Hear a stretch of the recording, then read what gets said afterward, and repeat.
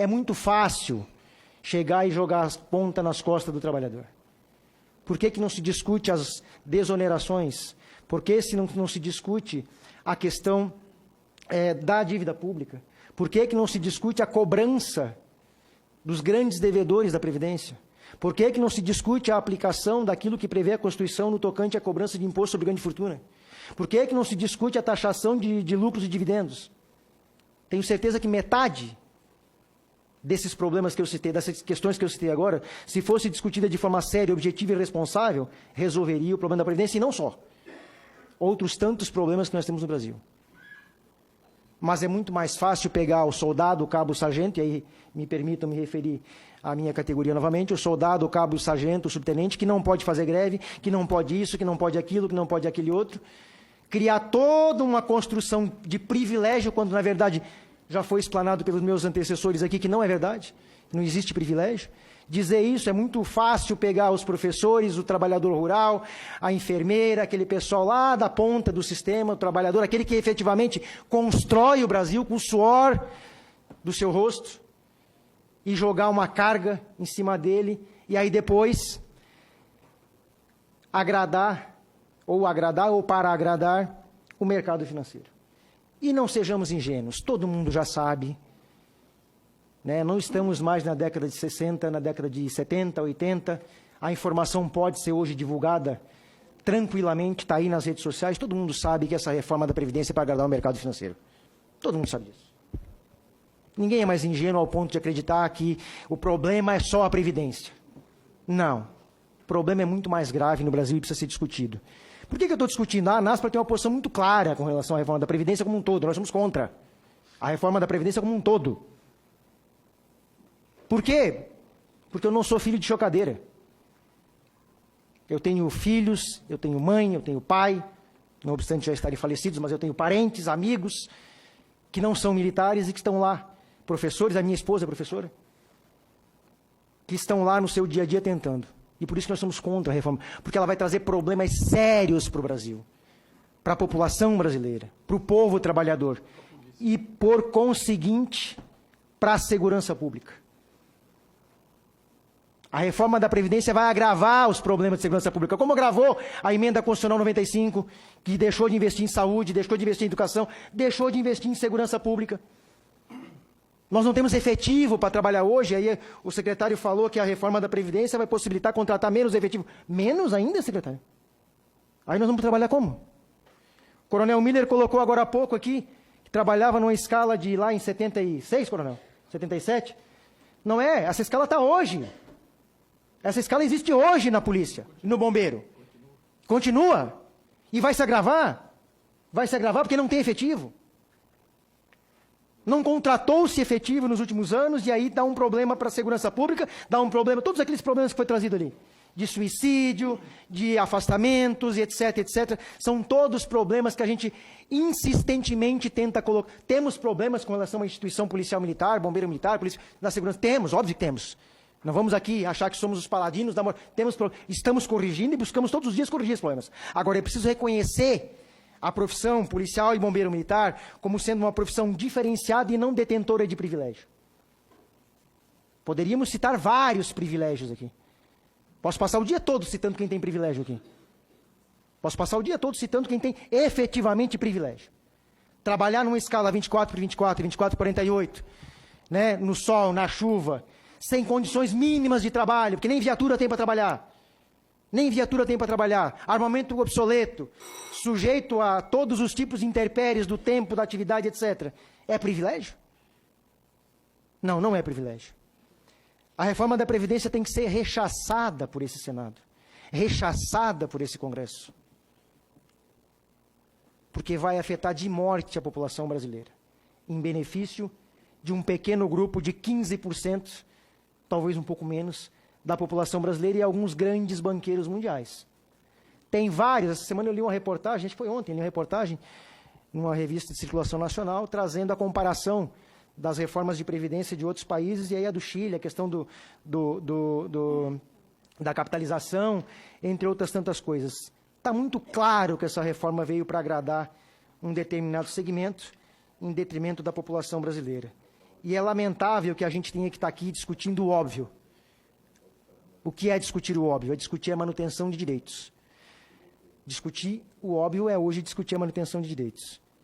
Infelizmente, é preciso que a gente faça isso, e a ANASPRA tem uma posição muito clara com relação a isso, né? Vamos trabalhar na perspectiva, obviamente, de orientar a nossa categoria a ser contra a reforma da Previdência, independente, e aqui repito, não é uma questão ideológica, político-partidária, porque nós somos contra a reforma da Previdência no governo Lula, no Fernando Henrique, na Dilma, no Temer, estamos aqui sendo contra a reforma da Previdência, porque somos contra destruir direitos trabalhistas, direitos previdenciários, direitos de assistência social, direitos que garantem ainda um mínimo de dignidade para a sociedade brasileira e para a população brasileira.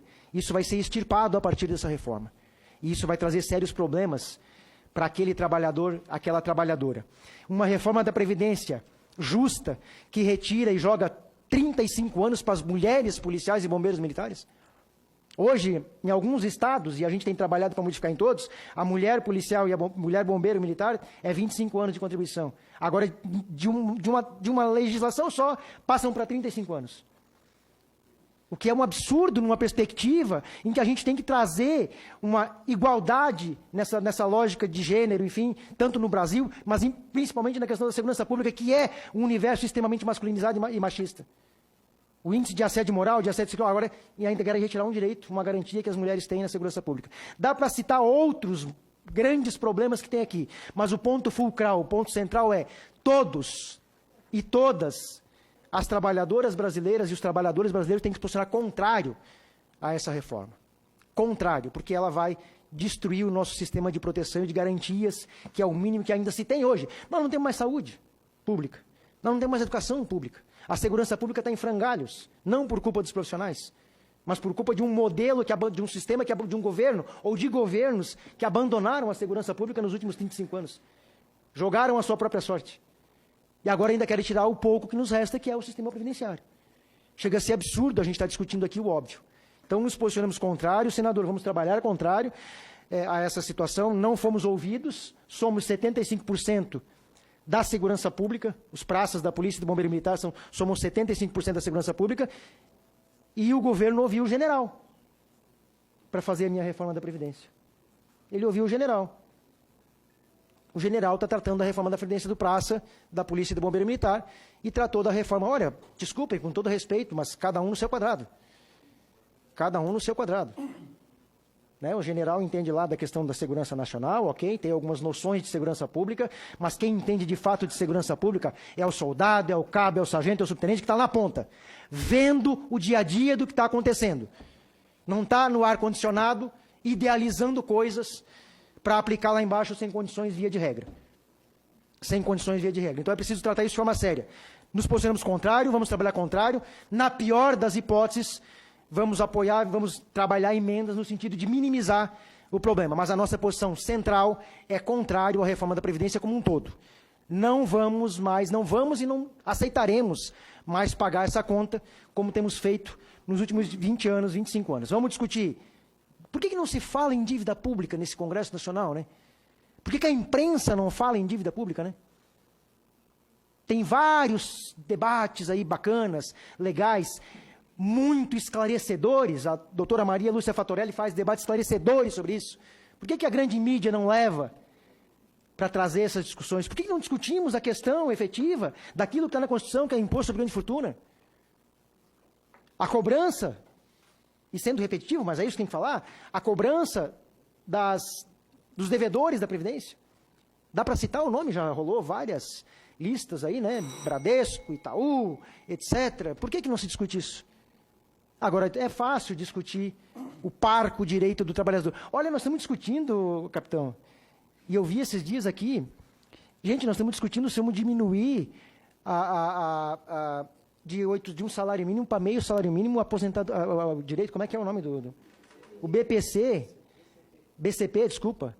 Gente, chega a ser ridículo imaginar uma discussão sobre redução para R$400. Como é que alguém consegue, em sã consciência, defender um negócio desse? Como é que alguém consegue, em sã consciência, e desculpa, com cara de pau, de pegar um microfone e vir defender a redução para metade disso? 400 e acham que estão fazendo caridade. Vamos discutir 35 anos para policiais e bombeiros que não conseguem trabalhar. Ora, se os oficiais, Coronel Miller, aceitaram 35 anos, ok. Então vamos separar. Os oficiais vão fazer 35 anos e vão ficar com 30. Porque não consegue, não dá. É desumano imaginar um soldado, um cabo, um sargento lá na rua, com 60 anos de idade, correndo atrás de um marginal com 16, 17, 18, 19. É ilógico. Chega a ser tosco uma discussão nesse sentido. Chega a ser tosco. E tudo em nome do mercado.